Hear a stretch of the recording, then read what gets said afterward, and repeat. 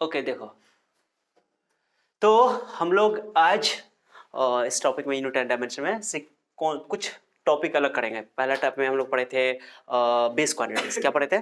Base quantity cover कर लिया। आज हम लोग करेंगे ड्राइव क्वांटिटी। क्या करेंगे? तो ड्राइव क्वांटिटी क्या होता है बेटे बताओ। मैंने बोला बेस क्वांटिटी कितने कितने हैं, याद है? 9 7 बेस क्वांटिटी, 2 सप्लीमेंट्री क्वांटिटीज, याद है ना? बेस क्वांटिटी 7 कौन कौन है बताओ? Mass, length, time, temperature, electric current, luminescent intensity और अमाउंट ऑफ सब्सटेंस। 7 हो गया। 2 सप्लीमेंट्री क्वांटिटी क्या था? Plane angle and solid. तो प्लेन एंगल को भी मैंने बहुत अच्छा समझाया, सॉलिड एंगल का भी बहुत अच्छा टॉपिक हुआ। अब ड्राइव क्वांटिटी है। फिजिक्स में इन 9 के अलावा जो 9 फिजिकल क्वांटिटीज हम लोगों ने स्टडी किया, उनके अलावा जितनी भी क्वांटिटी हैं सबको ड्राइव क्वांटिटी कही जाती है। ड्राइव इसलिए कहा जाता है क्योंकि इसको ड्राइव किया जाता है बेस क्वांटिटी की हेल्प से, उसकी मदद से। ठीक है, जैसे मैंने एग्जांपल लिया है, देखो एरिया है ना। एरिया कैसे निकालते हो? कोई भी चीज का एरिया, जैसे अब तुम लोग पढ़े हो रेक्टेंगल का एरिया, सबसे सिंपल फिगर जो है रेक्टेंगल है हमारे पास। ठीक है, जिसको हम लोग बोलते हैं आयत। आयत का क्षेत्रफल क्या होता है? लंबाई गुने चौड़ाई। पढ़े हो तो लंबाई गुने चौड़ाई यानी कि लेंथ इनटू विड्थ। ओके, आपको पता है कि लेंथ भी मीटर में होता है, विड्थ भी मीटर में होता है। लेंथ भी लेंथ है, विड्थ भी लेंथ है। तो इसलिए हम इसको, मैंने बोला था कि 7 फंडामेंटल क्वांटिटी है, तो उसमें एक लेंथ था फंडामेंटल क्वांटिटी। तो लेंथ के लिए हम लोग इस्तेमाल करते हैं क्या चीज? एल। और ये इसको बोलते हैं डायमेंशन। क्या बोलते हैं? इनके बारे में अगले लेक्चर में, माने कि नेक्स्ट जो भी लेक्चर आएगा डायमेंशन का, वहां पढ़ेंगे। विड्थ भी क्या है? एक तरह का, ये भी लेंथ, इसको भी मीटर में लेंथ करते हैं। तो लेंथ कितना हो जाएगा? एल स्क्वायर हो जाएगा। इस तरह लिखा जाता है। ओके, अब बताओ एरिया को लिखने के लिए लेंथ को कितनी बार लिखना पड़ा? यानी एरिया को लिखने के लिए लेंथ का हेल्प लेना पड़ा, लेकिन कितनी बार? 2 बार। तो एरिया लिखा गया बेस क्वांटिटी की हेल्प से, इसलिए एरिया हमारा ड्राइव क्वांटिटी है। कौन क्वांटिटी है? ड्राइव क्वांटिटी है। ओके, लेंथ को लिखने के लिए किसी की जरूरत नहीं है, बस एरिया को लिखने के लिए हमको लेंथ की जरूरत पड़ेगी। वो भी लेंथ को कई बार। अब कोई बच्चा बोलेगा सर रेक्टेंगल का एरिया कितना? एल स्क्वायर हो गया। आप जो बोल रहे हैं एल स्क्वायर, दुनिया में किसी भी शेप का एरिया होगा उसका डायमेंशन एल स्क्वायर होगा। ओके, एल स्क्वायर यानी कि लेंथ 2 बार आएगा। लेंथ क्या बार आएगा? 2 बार आएगा। जैसे तुम सर्किल का एरिया बताओ क्या होता है? पाई आर स्क्वायर होता है। अब ये पाई का तो नंबर है, नंबर का बात नहीं करेंगे। रेडियस क्या है? लेंथ ही तो है। 2 बार आगे ना आ गया लेंथ क्या हो जाएगा? L square. 2 बार लेंथ आएगा ना आया? नहीं यकीन हो रहा है? कोई और चीज का ले लो, सिलेंडर का एरिया ले लो। सिलेंडर का एरिया तो पड़े होगा सी एस ए, फिर पड़े हो T S A. C S A ले लो, कर्व सरफेस एरिया। अरे बेलन का वक्र पृष्ठीय क्षेत्रफल, तो बेलन का वक्र पृष्ठीय क्षेत्रफल क्या पड़े हो? 2 पाई आर एच। पढ़े हो ना? ये ना पढ़े हो बचपन में? सर बड़का हम छोटका और पढ़े थे सर। लो इतना गौर से देख रहे हो आप खुश। अरे बेलन का सी एस ए, बेलन यानी कि सिलेंडर का सी एस ए। तो का आर, इसका तो कोई यूनिट नहीं है। आर का यूनिट मीटर, यानी लेंथ लिखो, ये भी लेंथ है, रेडियस भी लेंथ है, हाइट भी क्या है? तो लेंथ क्या हो गया? किसी भी शेप का एरिया का डायमेंशन एल स्क्वायर होगा, यानी कि एरिया को लिखने के लिए 2 बार लेंथ का हेल्प लेना ही पड़ेगा। इसलिए एरिया हमारा ड्राइव क्वांटिटी है, क्योंकि उसको ड्राइव किया गया है। ओके, प्राप्त किया गया है। हिंदी में बोलते हैं व्युत्पन्न राशि। तो मैंने इसलिए लिखा ना, दोज क्वांटिटी, माने वो क्वांटिटी जिनको हम लोग बेस क्वांटिटी के टर्म में एक्सप्रेस करते हैं, लिखते हैं, उसकी मदद से उसको व्यक्त करते हैं। क्या समझ में आ गया? और ये भी बोल सकते हो कि ये जो क्वांटिटी इनको लिखने के लिए चूंकि बेस क्वांटिटी का हेल्प लेता है, इसलिए बेस क्वांटिटी पे डिपेंड करता है, ऐसे बोल सकते हो, मैंने लिखने के लिए इस नजरिए से। ठीक है, चलो पॉइंट समझ आ गया। चलो उसके बाद मैंने लिखा कि those quantity which are expressed in terms of base quantities are called derived quantities. और दूसरा डेफिनेशन है, these quantities depend on base quantity. लेकिन बेस क्वांटिटी के बारे में बताया था कि बेस क्वांटिटी को किसी दूसरे क्वांटिटी के टर्म में एक्सप्रेस नहीं कर सकते, और ये किसी दूसरे क्वांटिटी में डिपेंड भी नहीं करता।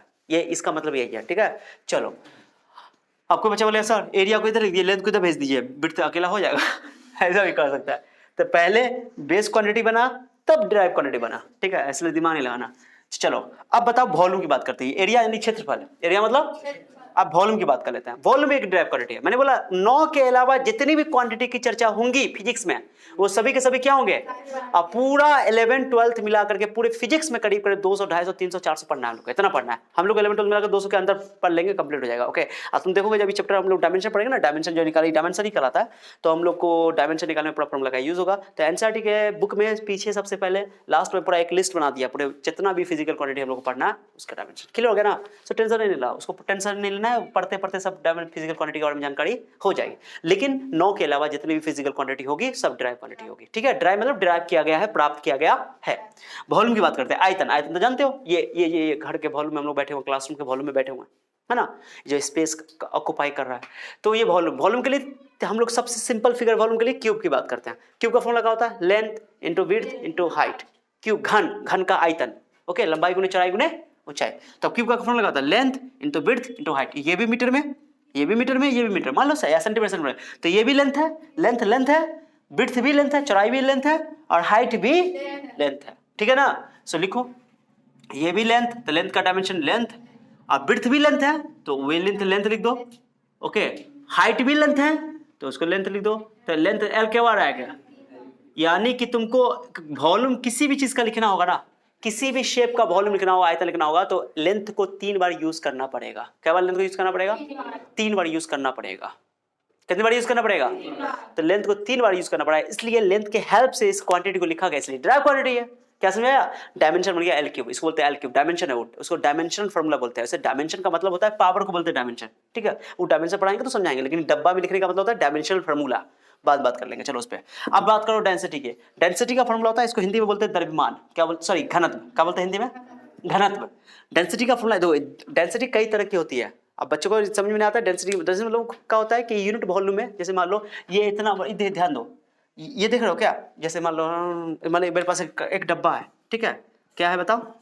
एक डब्बा है, ये डब्बा है, कोई डब्बा है, इतना बड़ा बॉक्स है या घर है मान लो, इसमें ये घड़े का मान लो ना, इसकी वॉल्यूम मान लो 500 मीटर क्यों है? कितना मीटर क्यों है? जल्दी बोलो।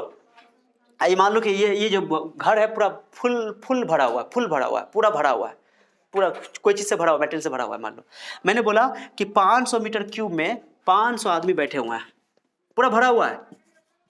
500 मीटर क्यूब में 500 आदमी बैठे हुए हैं। तो बताओ 1 मीटर क्यूब में क्या आदमी बैठे होंगे? 500 को 5 से भाग करोगे ना, कितना हो जाएगा? 1। इसी को डेंसिटी कहते हैं कि 1 मीटर क्यूब वॉल्यूम में, 1 यूनिट वॉल्यूम में कितना है। अब ये जो डेंसिटी है इसको बोलते हैं मास डेंसिटी। क्या बोलते हैं? ये मास को रिप्रेजेंट करता है। एक होता है पॉपुलेशन डेंसिटी, नाम सुने हो? जैसा मैं तुमसे पूछे, बताओ शहरों का पॉपुलेशन डेंसिटी ज्यादा होगा कि गांव का, ग्रामीण क्षेत्र का? रूरल का ज्यादा पॉपुलेशन डेंसिटी होगा कि अर्बन का ज्यादा पॉपुलेशन डेंसिटी होगा? सिंपल सा बात है, रूरल तो तुम्हारा ग्रामीण क्षेत्र है, अर्बन तुम्हारा शहरी क्षेत्र है। तो अर्बन का पॉपुलेशन डेंसिटी मींस कि भीड़ भाड़ ज्यादा, दो यहाँ पर तुमको मैं फिल करवाता हूँ।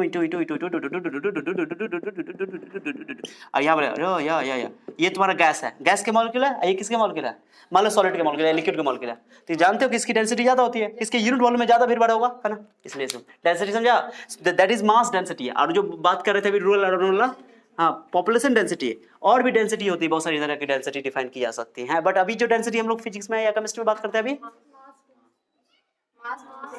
Mass density. ठीक है, सो इसको खुल्लम खुल्ला हर बात में फर्क होना चाहिए। ये 9th 10th नहीं पढ़ रहे हैं, थोड़ा सा 11th 12th पढ़ रहे हैं, तो थोड़ा सा बात क्रिस्टल होना चाहिए। क्या होना चाहिए? हाँ, क्रिस्टल क्लियर होना चाहिए। चलो, तो मास वॉल्यूम, तो आप मास जानते हो कि ये फंडामेंटल क्वांटिटी है। अरे मास बेस क्वांटिटी है कि नहीं है?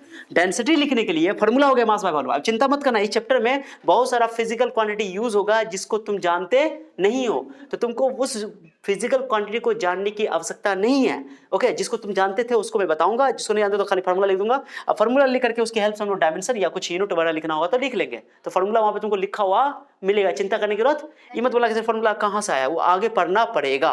ओके, समझ बात को? सो जैसे देख कर नया कोई नया एक तुमको आ गया, जैसे तो कोई बच्चा एक्सेलेशन का नाम नहीं सुना है, 9th अच्छा से नहीं पढ़ के आया, तो उसको हड़बड़ाना नहीं है, क्योंकि इस सबको डिटेल से स्टडी करना है। ओके, चलो, डेंसिटी का फॉर्मूला मास हो गया, मास बाय वॉल्यूम। मास तुम्हारा ऑलरेडी बेस क्वांटिटी है, वॉल्यूम तुम्हारा ऑलरेडी मैंने बता दिया, वॉल्यूम तुम्हारा ड्राइव क्वांटिटी है। ओके, तो सिंपल बात है कि ये भी ड्राइव बनने वाला है, क्योंकि डेंसिटी को लिखने के लिए मास एक बार इस्तेमाल करना पड़ेगा, अब वॉल्यूम में लेंथ क्या बार इस्तेमाल होता है? 3 बार। यानी कि डेंसिटी को लिखने के लिए मास को एक बार, बोलो जल्दी, मास को एक बार, लेंथ को 3 बार इस्तेमाल करेंगे। कहो सर कैसे? कहेंगे वॉल्यूम है, वॉल्यूम को लेंथ को लिखने के लिए 3 बार चाहिए, वॉल्यूम को लिखने के लिए लेंथ 3 बार चाहिए। तो ये एल को ऊपर उठा ले जाओ, ऐसे भी लिखते हैं, ऐसे तरीका होता है ये -3।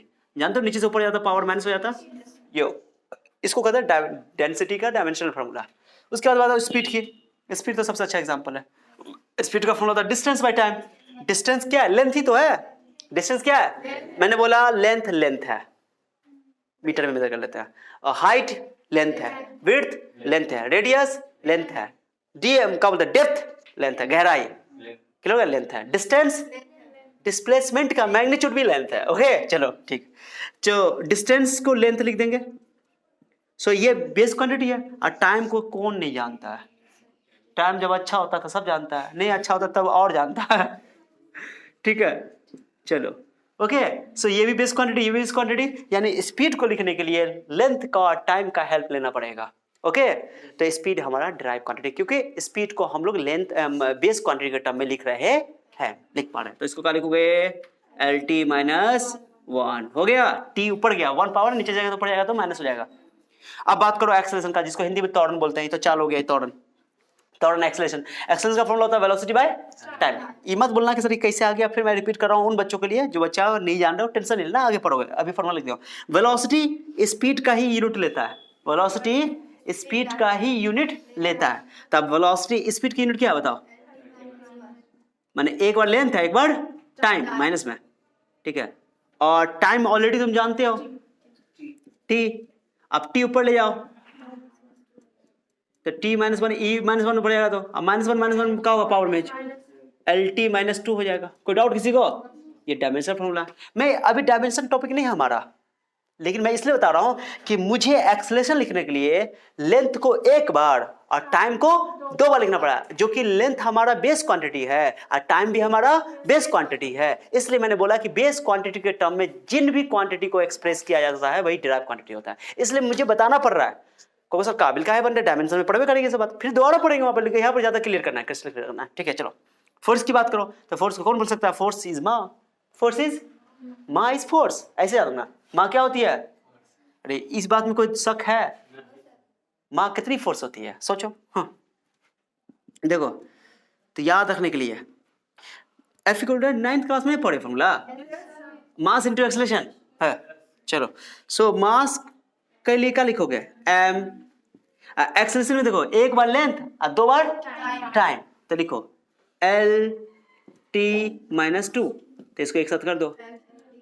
अब इससे क्या पता चल रहा है? ओ सर फोर्स को लिखने के लिए, फोर्स को, ये जॉन ओडाउन वाला फोर्स नहीं है भाई, अरे वो फोकस था लेकिन फोर्स। चलो कोई बात नहीं, एक बार मास का हेल्प लेना पड़ेगा, एक बार लेंथ का हेल्प लेना पड़ेगा और 2 बार टाइम का हेल्प लेना पड़ेगा, वो भी डिवाइड में। ठीक है, यानी कि force is express in terms of base quantity. Mass भी बेस क्वांटिटी है, लेंथ भी बेस क्वांटिटी है, टाइम भी बेस क्वांटिटी है। अब चलो आगे करते हैं। ऐसे देयर में नहीं exam, momentum mass into velocity, mass into momentum, संवेग बोलते हैं हिंदी में, संवेग। ओके चलो, वेलोसिटी का यूनिट स्पीड की यूनिट होती है, स्पीड की यूनिट एल टी माइनस 1, तो हो गया, एक साथ लिख दो एम एल टी माइनस 1। फिर इसको दोबारा पढ़ेंगे हम लोग डायमेंशन में, चिंता नहीं करना।